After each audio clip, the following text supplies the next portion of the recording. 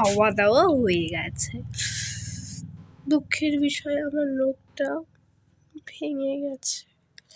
বলো তো কি, যখন আমি চাটনি, আমার হাতটা পিছলা হয়ে গেছিলো, ওই জন্য আমি চাটনি যখন খুলছিলাম, নখ নাই আমার, খুলে গেছে। তো যাই হোক, আমি বাচ্চা মনে আমার এত বড় বড় নখ রাখা উচিত না। দেখো বলে কেটে ফেলবো আমি, না চিন্তা। তো প্রথমে যখন খেলাম না, ঝাল লাগছিল না আমার। হ্যাঁ, চাটনি খাওয়ার মানে কোনো প্রয়োজনই হবে না, চাটনিগুলো বুঝে বেকার। পরে 5টা ফুচকা খাওয়ার পরে আমি বুঝে গেছি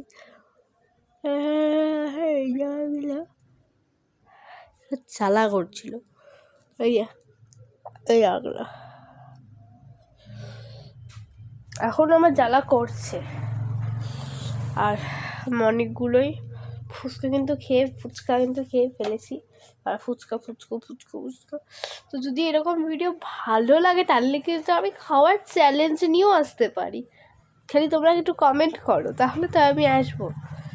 তো এখন আমার এখন বই পড়ার সময়, আর আমি সন্ধ্যার টিফিন করলাম, বই নিয়ে বসেছি। আমার হাতে লেখা তো ভালো না। তো চলো, এই ভিডিওটা এখানে শেষ করছি।